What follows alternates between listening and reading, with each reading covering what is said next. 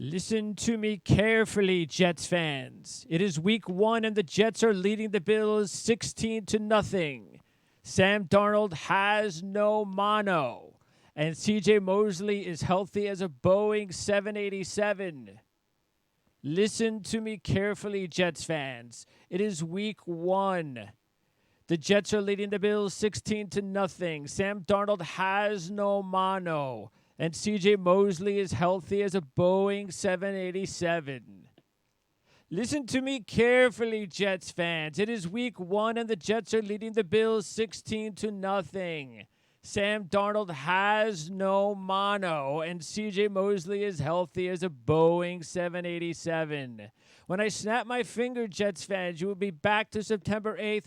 Everything that has happened over the past month will be erased from existence, and the Jets will be on their way to a season-opening win and all the glory that follows. Did it work? Jan? What date is it? What day is nope, it, Jan? It's still October 8th. October 8th. We're still an ugly football team. Who? But it was a nice attempt. It's not September 8th? You sure? Maybe I'll just look at me again. Listen to me, Jan. Sure. It is September 8th, not October 8th. No mono. Did it work? Nope.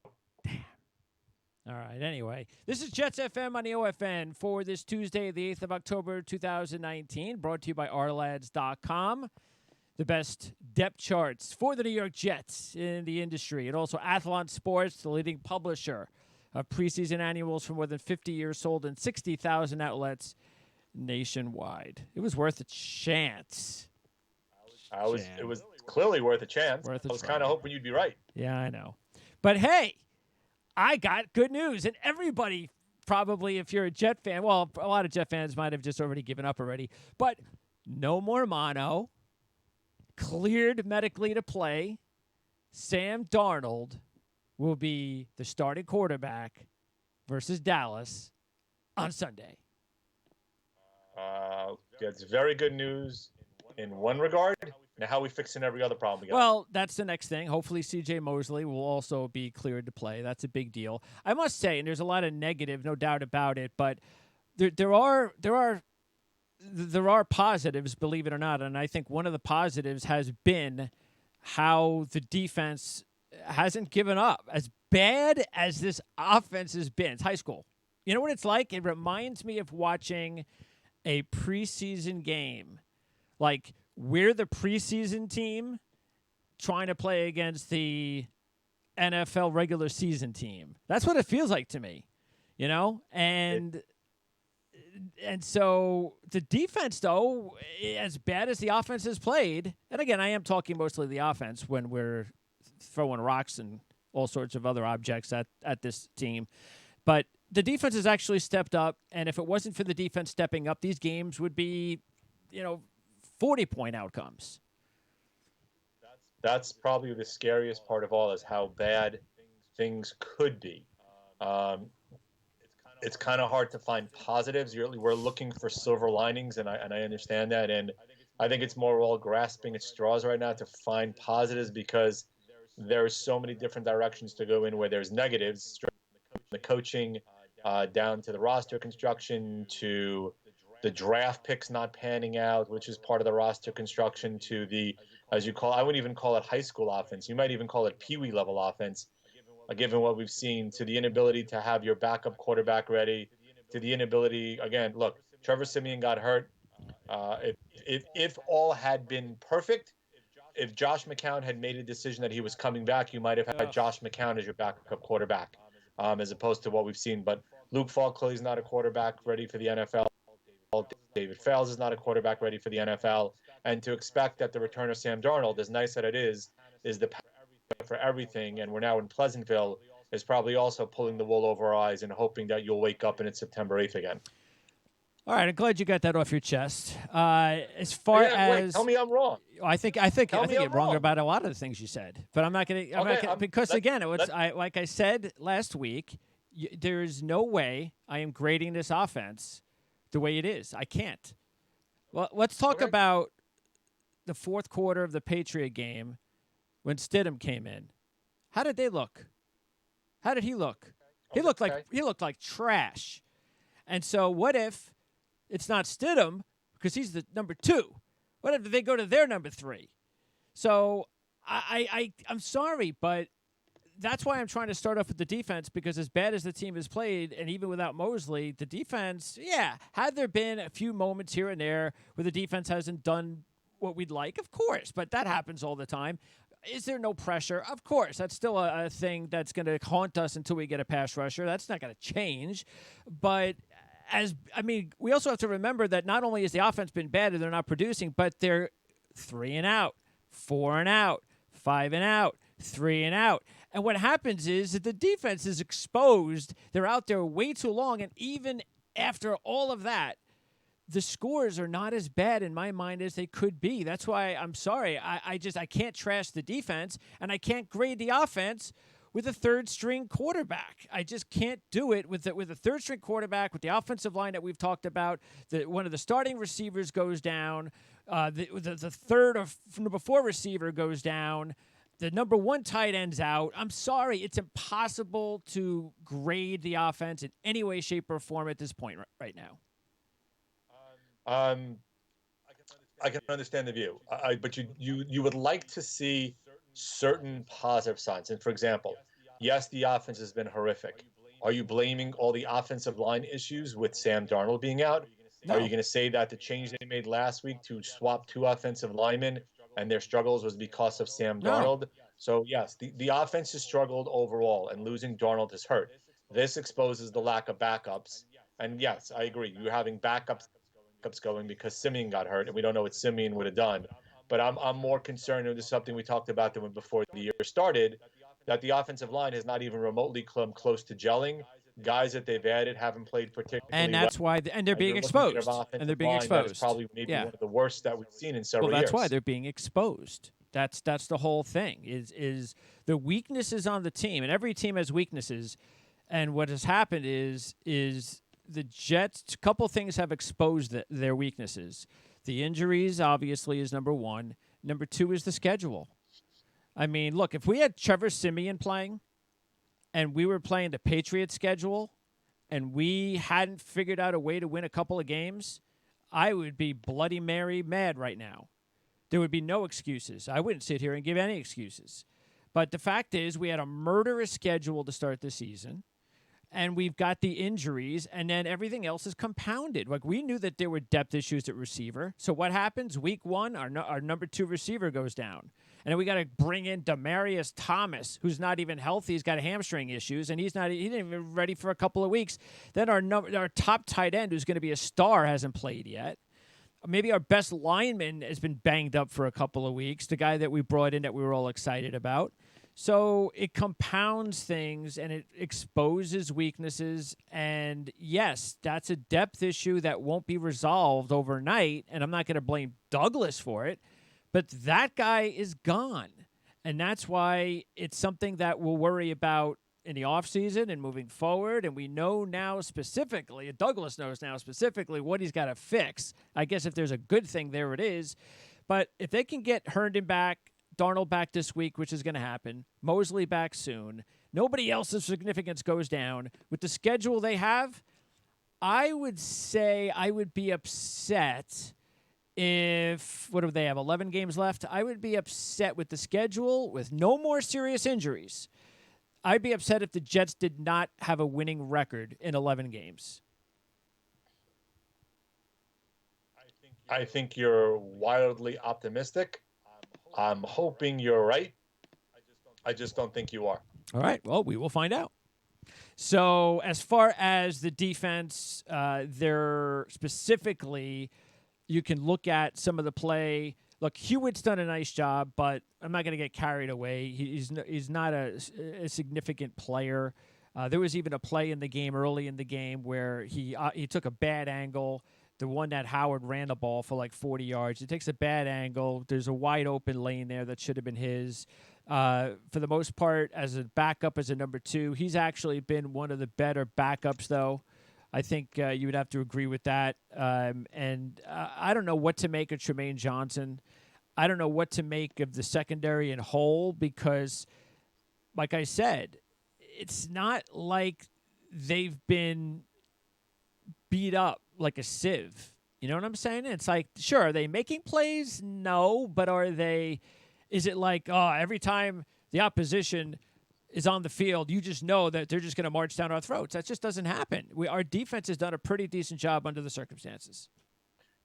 I'll agree. I mean, there's still issues with the pass rush. I mean, Oh Leonard yeah. Williams to me still has not lived up to where he was selected in the draft. I mean, and look, I think early on we both admitted before he got hurt, Quinnen Williams hadn't done a lot to impress us either. Though we're giving him a bit more stock because it's early in his career. But if you compare him to what you've seen out of Ed Oliver so far, you can understand why some people were saying that Oliver maybe should have been the pick No, over. I'm not. See, Wait, that's just ridiculous. It's wait, just there was a way too early to Greg, even be there thinking was a about that. lot of people that were who are fairly in the know who were very very high on Oliver. Oh, good. It wasn't like we had people just randomly Why are we? saying that That's Oliver. not even. The guy hasn't even played yet. Quinnen I'm, Williams. I'm not arguing with you. I'm just So then, telling why you even what. talk about it? Okay, well you can say that right now Leonard Williams has been a disappointment. Yeah, I Can think we go with I that? think at some point you do want to start seeing him do something where now look, I don't know if he's being double and triple teamed and all that stuff like he always has been because with no Quinnen Williams, the whole idea about getting Quinnen Williams in there was that Leonard Williams was going to be able to get away from the double teams. Anderson hasn't played anywhere near to what we were expecting last year. And again, I'm not talking about sound defense. I think Leonard and Henry and Hewitt and these guys have played sound defense, but nobody's making impact plays. And it just bothers me to no end to still see a guy like Shaquille Barrett running all over the place for the Buccaneers, making plays after plays after plays, where we could have had him for like $2 million the last 2 or 3 years. I agree. Look, we talked about you. You talked more than I did in terms of your love for Barrett, and clearly that was not misplaced based upon the way he's started early this season. So that was a failure. But again, if you look at what we've seen so far in terms of the team construction, it's look, I was a fan of Maccagnan. Clearly, it looks that I was very much off base based upon what we've seen from the roster construction, especially utilizing the draft and in free agency. That we've missed a lot in free agency, and it's sure as heck we missed a lot in the draft. Yeah, look, I mean, I don't. we made fun of John. We made fun of Itzik based upon what we saw, and it's kind of hard at a certain point in time not to start questioning as to whether or not Maccagnan might have been as Itzik in terms of personnel and talent that they brought in, and Itzik and Maccagnan had way more of a background of personnel than Itzik did when he took over to run the team. Yeah, I think the one good thing that both guys did was handle the contract situations when they were when they were fired. Idzik left Maccagnan a boatload of cash, and Maccagnan, if he would have gotten fired before the draft or free agency, would have left Douglas all that money. But again, Douglas is not stuck with any big contracts, and we have a franchise quarterback. Well, other than the Tremaine Johnson contract, which may be difficult to get out of right now. Because again, I just have no idea what's going on there, which is a good thing. We talked about this a few weeks ago. It's good that we don't know internally what's going on with these guys, because it's just head scratching, the whole Tremaine Johnson thing. It's like one week, he's starting and looking good, and great, we're hearing great things about practice. Then it's game day and he's sitting on the bench. Then the next day he's not playing. Then the next day, he's back to starting, and we don't hear anything during the week about what the heck's going on. So I think that's a good thing and that's part of the whole idea when you bring guys together like Douglas and Gase and how they want to work together. That's why we wanted to bring these guys in and bring in that kind of continuity at the front office, so we don't hear these things, the dirty water out in public. And I'm also very happy to hear the quotes that we've heard from Adams and Bell. Everybody is staying positive. Nobody's doing anything stupid. And I feel proud of that so far they've handled the losing really well. The team hasn't fractured, which as you said is probably the best thing right now. It would have been very easy for this team to start coming apart at the seams, for pointing fingers, for the defense pointing fingers at the offense. To me, that's been the best part of it, is that the defense, while it hasn't been great, could have very easily pointed lots of fingers at the Yeah. offense for their failure to Yeah. produce. And the message has been the same, that we are a team, we win as a team, and we lose as a team, which is something that's nice to see. They may be thinking it, but at least they're not publicly expressing it. Yeah. So, and then offensively, you look at Herndon coming back is going to be great with Darnold, and I think when you're 0-4, I don't think there's any doubt that Gase is going to go out there and he's going to be. I mean, every play in the playbook is going to be available. He's not going to hold anything back. In other words, a guy like Herndon, hey, you're playing, and if we can get you, 8 or 10 balls, that's what you're getting. We're not bringing you along slowly, so that's good. I also think if you look back, if we talk about the offensive line, and there's no doubt. Remember, we talked about whether Shell would even be in the lineup week 1. So with Shell replaced last week, we'll see how that goes the rest of the season. But like on that first few sacks of last week, you could tell Luke Falk was holding on to the ball too long. The offensive line, it's a combination of a weakness on the offensive line and the guy and a young quarterback that holds on to the ball too long. That is a bad that's a bad match, and it shows you why things aren't going well. And by the way, Luke Falk did that in college, and I talked about that a lot a couple of years ago.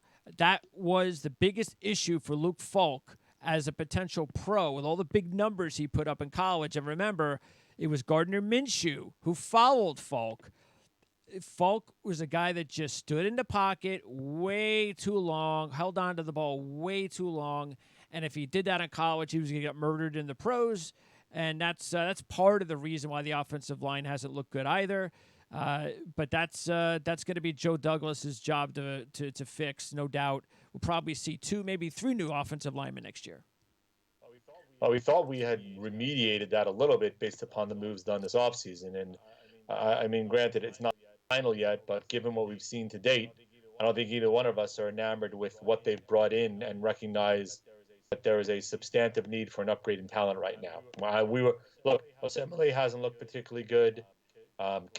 Khalil really hasn't looked good at all. So that's right now 2 spots that you look at. Well, he was old anyway. That, we know we need a center anyway because Khalil was a 1-year stopgap. Right. So we know center's a major position. Hopefully, Adoga proves himself by the end of the season that he could be the right tackle. And then you decide, okay, with Osemele and Winters, you're going to lead at least 1 guard. So that's why I'm saying you're going to look at 2 to 3 starters next year along the offensive line if all goes well. And they're happy with Adoga, and maybe they feel they can get another year out of Osemele, or they feel that Winters has earned a spot. But, there's going to be a lot of changes up front for next year, no matter what. So, and we also need some more depth at receiver. That's just a no-brainer. We've been talking about that the last couple of years, and now it got exposed. It was something that we knew that was going to be an issue heading into the season, but the injuries and Darnold down, boy, has that been one exposed unit. We need more size. We've got a speed guy in Anderson. And I hope everybody just realizes that Robbie Anderson's a one-trick pony, please. And that's fine. Nothing wrong with that. But we need a true number 1 receiver that we can maybe draft and groom. I don't know. There are going to be some guys available at the trade deadline. And if we make a deal, hopefully we make a deal for, and I'm sure it would be for a player that would be entering his prime at any position.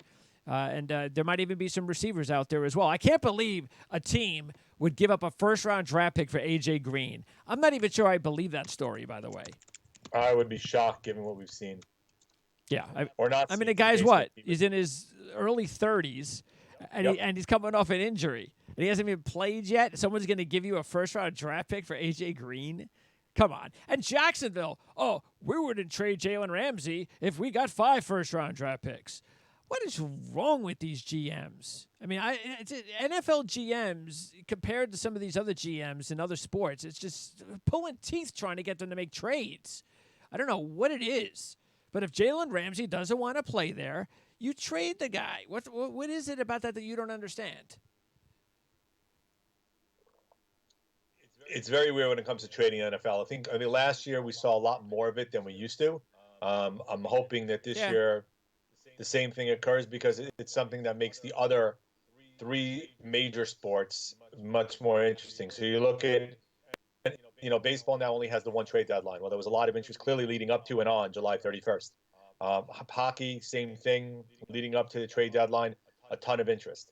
Then you look at basketball, maybe not as much, but you also had a ton of, even if no moves were made, the amount of interest that we had in it was Yeah. ridiculous based upon what we thought players that might move. Yeah. You don't get the same in football because I think the contracts and the way the contracts are constructed makes it much more difficult in the salary cap era to try to make some of these trades. Yeah, we'll see how it goes. What the Raiders gave up, a fifth or a sixth for Zay Jones. So, and he's a young receiver. I would like to see, especially now they're off to a start where unless they win the next two games, the season's over. So let's say the Jets 0-6, 1-5, trade deadline comes up. Douglas knows no way they're making the playoffs. It would be nice to see him make some deals and see if even if he's getting fourth rounders, fifth rounders, sixth rounders, see if you can recoup some draft picks and and trade some veterans off if you can. Why not? I think Johnson is clearly on the block. There are most certainly others that are on the block. Whether or not there's a deal to be had, that's a bigger question because I don't know if there is one out there to be had. Trying to move Johnson, given his contract and given the number of years left and given his production, I think is going to be very difficult to try to move that contract as much as they're going to want to get out of it. Yeah, he's going to have to pull some really crazy strings to figure out how to get rid of Johnson and make it worthwhile. I don't know how he's going to be able to do it, but we'll see. Look, I'm just excited that on Sunday, even though we're playing a team a good football team that's desperate and embarrassed after what happened on national TV the last couple of weeks, the Cowboys and then the defending Super Bowl champs come to town. So that'll be nice. So I'm at least there's something now finally for the first time since week one in my mind to be excited about.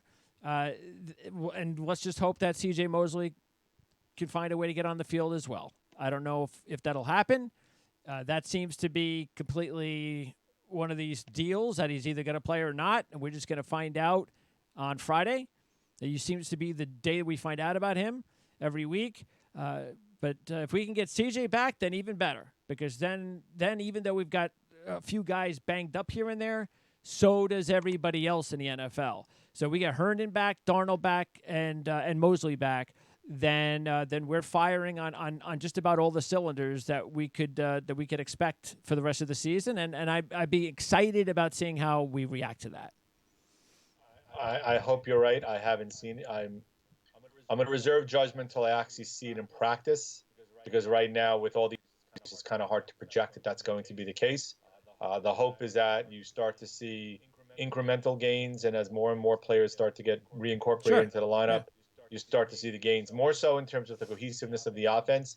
What you hoped, and clearly, the return of Chris Herndon this week should make a material difference. Absolutely. I would expect him to be heavily targeted. Yes. By Darnold. Well, what's exciting is that now you will go into a situation where, okay, you're going to have to cover Herndon and Jamison Crowder inside. So pick one which way you're going. And you got to account for Le'Veon Bell. And now Robbie Anderson may be able to open things up with some deep passes. So, and maybe Demaryius Thomas is as healthy as he's been all season. So hopefully that will give us some juice. But unfortunately, we're playing the Cowboys and the Patriots the next 2 weeks. But this is it. This is the last stand. We talked about it last week. If you're thinking about any sort of crazy playoff dream, the only way you do it is you find a way to win 2 out of 3. Now we've got to win the next 2. But at least, hey, even if there's a 0.001% chance to beat these two teams the next 2 weeks and put ourselves 2-4, feeling like, hey, we got a shot. Hey, a 0.001% chance is better than 0.000. That is certainly true. So sad. All right. Anyway, how are the Rangers doing? Very weird schedule. They play 3 times the first 14 days of the season. Yeah, Vancouver hasn't played a third game yet. It's driving me mad. They played last Saturday, and now they're off again until this Saturday, and then they're off again to the following Thursday. What's up with that? So the schedule's a little. Is that weird. like the rest of the league? No, I mean the league has been this just the way the schedule has kind of come out. It's really So, odd. It's just very, very odd. everybody's playing that type of limited schedule early, or is it just the Rangers I and don't know. No, there's Vancouver? a couple teams that have played more. I mean, Toronto's played a bunch of games Okay. already. Tampa Bay's played a bunch of games already. It's just the way how they've done the schedule is just very odd how they've created Well, it. you know what that means, that Vancouver and the Rangers, once they start playing games, they'll be playing like a murderous stretch over like the next month. They'll be playing like 18 games in 25 days or something like that. So, with all the changes that have been going on in Vancouver, I'm happy that they actually only have a couple of games because they have had just as much roster turnover than any team in the NHL. So you kind of don't want those games early. You want as much practice time as you can get before you get on the ice and start learning how to get in sync with one another. So hopefully we'll be able to talk hockey in the next couple of weeks on the Prime Sports Network at primesportsnetwork.com. I'm sure we'll do that soon enough. And next week, next week our schedule is going to be different. We'll figure it out because I'm going to be on a trip early next week, so I won't be back into the studio until Wednesday. I might be able to do a Wednesday night show. Is that possible? Okay, Yeah, might that's be able to possible. do it because I'm coming in Wednesday afternoon, so I might be able to do a Wednesday night show. It might be better for me. If not, then Friday. But anyway, we'll talk about the Jet Cowboy game next week and see how it goes with Sam Darnold back. And let's just hope even if they lose, let's hope they give us an actual football team, like a real football team, like a real offense to watch because the last few weeks have been pretty miserable. So, Can't agree with you more on that one. Jan, thank you much. Talk to you next week. Sounds